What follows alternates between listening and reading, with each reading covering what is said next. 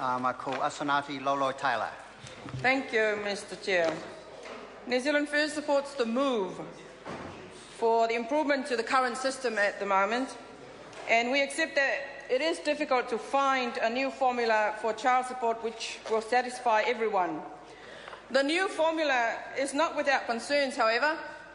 It is a step in the right direction and a vast improvement on the existing outdated system. Shall I say 21 years outdated, 22 actually.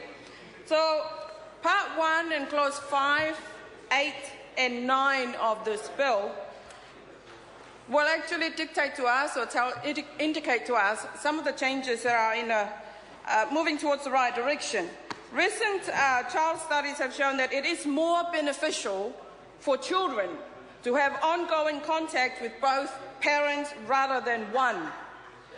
Therefore, the bill is to be acknowledged in having a new formula which recognised shared care. So New Zealand First recognises that it is often difficult for paying parents to have their shared care acknowledged, especially if it does not involve overnight care. But our Select Committee have worked really hard to try and find a way to close some of the loopholes that the original bill had created. It is common for paying parents to have daytime care, which can be quite costly too, and I think we all acknowledge that.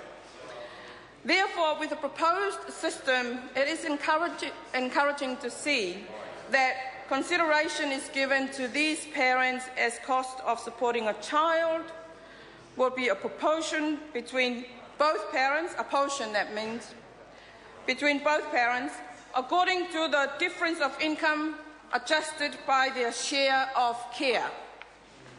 It was a very difficult formula to understand, and yes, I acknowledge that we ended up with whiteboards to try and understand how it works.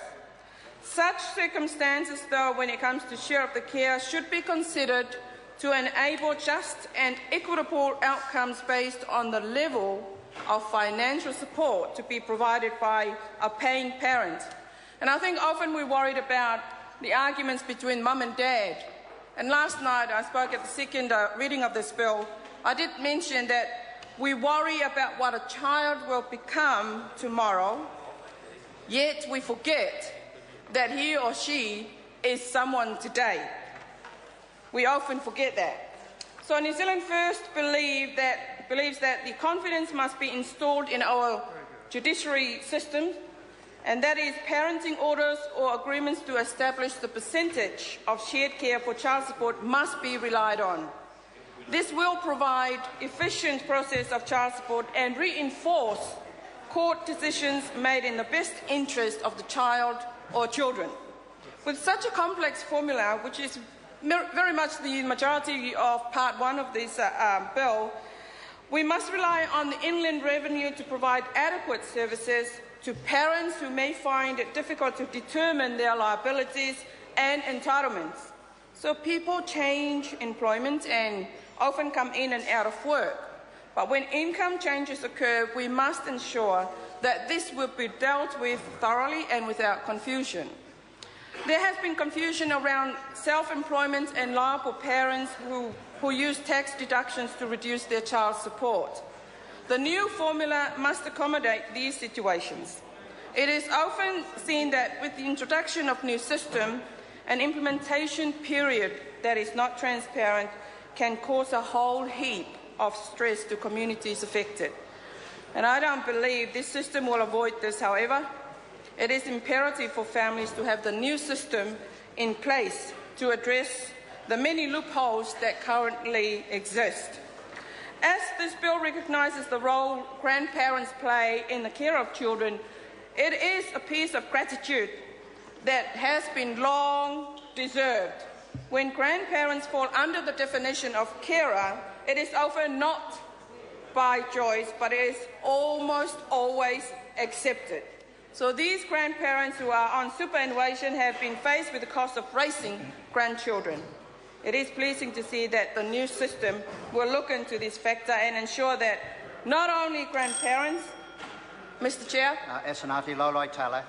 that not only grandparents but other relatives who take over responsibility of care for a child or children are also recognised.